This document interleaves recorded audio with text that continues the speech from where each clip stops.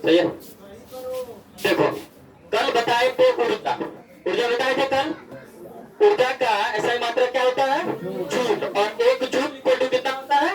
10 का पावर 7 अर्ग होता है ना, कल बताए थे। और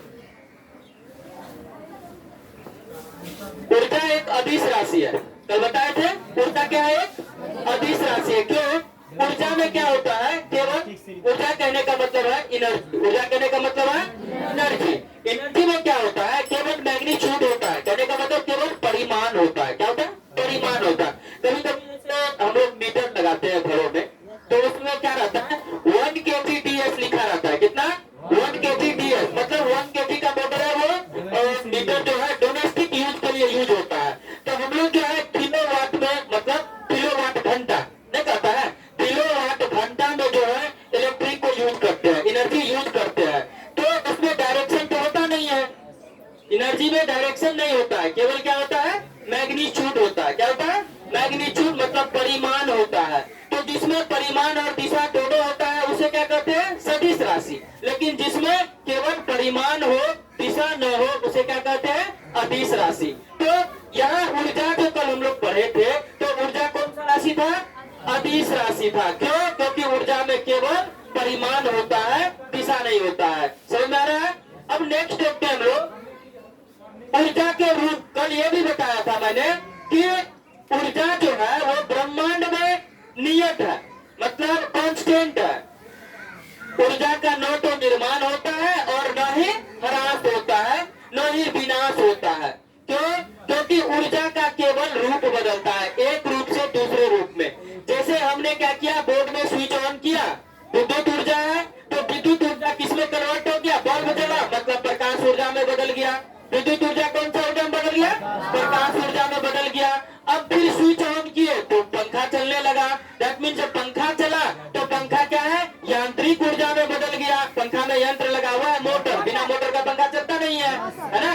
तो मोटर एक प्रकार का डिवाइस है, मतलब यंत्र है। तो यंत्र से जो ऊर्जा निकलता है उसको यांत्रिक ऊर्जा कहते हैं। तो विद्युत ऊर्जा यांत्रिक ऊर्जा में बदल गया, नहीं बदल गया? तो कहने का मतलब ऊर्जा जो है केवल रूप बदलता है, एक रूप से दूसरे रूप में कन्वर्ट होता है, उसका निर्माण नहीं होता है। उसका न तो निर्माण होता है और न ही ह्रास होता है, केवल रूप में कन्वर्ट होता है। एक रूप से दूसरे रूप में वो कन्वर्ट होते रहता है। समझ में आ रही है बात? कोई दिक्कत है ना?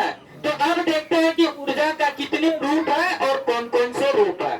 ठीक है, देखो ऊर्जा, एनर्जी। ऊर्जा को अंग्रेजी में क्या कहते हैं? एनर्जी। देखो ऊर्जा को दो भागों में बांटा गया है। कितने भागों में बांटा गया? दो रूपों में पहले बांटा गया। कौन कौन? यांत्रिक ऊर्जा, मैकेनिकल एनर्जी। मैकेनिकल एनर्जी, यांत्रिक ऊर्जा। कौन सा ऊर्जा? यांत्रिक ऊर्जा। मैकेनिकल एनर्जी, कौन सा एनर्जी? Mechanical energy. और यांत्रिक ऊर्जा, कौन सा ऊर्जा? और यांत्रिक ऊर्जा नॉन मैकेनिकल एनर्जी। कौन सा energy? Non mechanical energy, non mechanical energy. अब देखो यांत्रिक ऊर्जा को दो भागों में बांटा गया है। यांत्रिक ऊर्जा को दो भागों में बांटा गया है। यांत्रिक ऊर्जा को कितने भागों में बांटा गया है? दो भागों में बांटा गया है। पहला है गतिज ऊर्जा। कौन सा ऊर्जा? गतिज ऊर्जा, जिसको अंग्रेजी में काइनेटिक एनर्जी कहते हैं। कौन सा एनर्जी कहते हैं? काइनेटिक एनर्जी कहते हैं, गतिज ऊर्जा। और दूसरा है स्थितिज ऊर्जा। कौन सा ऊर्जा? स्थितिज ऊर्जा, जिसको अंग्रेजी में पोटेंशियल एनर्जी कहते हैं। POTENTIAL, potential. क्या बोलेंगे? पोटेंशियल, इसको पोटेंशियल एनर्जी कहते हैं। अब नेक्स्ट है non mechanical energy. Non mechanical energy को 6 भागों में बांटा गया है। कितने भागों में? 6 भागों में। नॉन मैकेनिकल एनर्जी को 6 भागों में बांटा गया है। पहला है हीट एनर्जी, मतलब ऊष्मा ऊर्जा। कौन सा ऊर्जा? ऊष्मा ऊर्जा, हीट एनर्जी। नेक्स्ट है रासायनिक ऊर्जा। कौन सा ऊर्जा? रासायनिक ऊर्जा, मतलब केमिकल एनर्जी। नेक्स्ट है ध्वनि ऊर्जा। कौन सा ऊर्जा? ध्वनि ऊर्जा, जिसको कहते हैं साउंड एनर्जी। नेक्स्ट है विद्युत ऊर्जा। कौन सा ऊर्जा? विद्युत ऊर्जा, जिसको कहते हैं इलेक्ट्रिकल एनर्जी। कौन सा एनर्जी? Electrical energy. नेक्स्ट है नाभिकीय ऊर्जा। कौन सा ऊर्जा? नाभिकीय ऊर्जा, न्यूक्लियर एनर्जी। कौन सा एनर्जी? Nuclear energy. नेक्स्ट है सौर ऊर्जा। नेक्स्ट क्या है? सौर ऊर्जा, जिसको कहते हैं सोलर एनर्जी।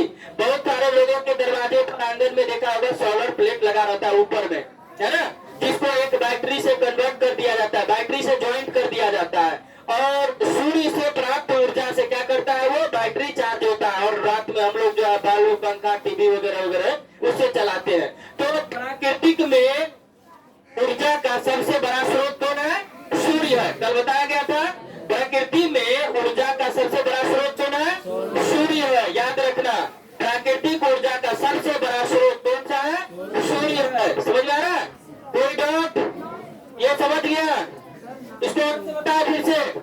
देखो ऊर्जा को दो भाग में बांटा गया है, यांत्रिक ऊर्जा और यांत्रिक ऊर्जा। समझ रहा है, यांत्रिक ऊर्जा को दो भागों में बांटा गया है, गतिज ऊर्जा और स्थितिज ऊर्जा, और यांत्रिक ऊर्जा को 6 भागों में बांटा गया है, ऊष्मा ऊर्जा, रासायनिक ऊर्जा, ध्वनि ऊर्जा, विद्युत ऊर्जा, नाभिकीय ऊर्जा और सौर ऊर्जा।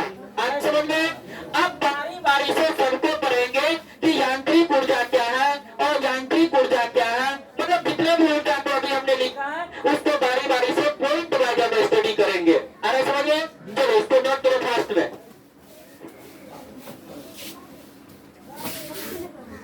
कौन सा ऊर्जा है, यांत्रिक ऊर्जा, वह ऊर्जा जिसके कारण कोई वस्तु कुछ यांत्रिक कार्य आसानी से कर लेता है, अथवा ये लाइन समझ में नहीं आया होगा, कोई वस्तु है ना कुछ यांत्रिक कार्य आसानी से कर सकता है, ये लाइन समझ में नहीं आया होगा।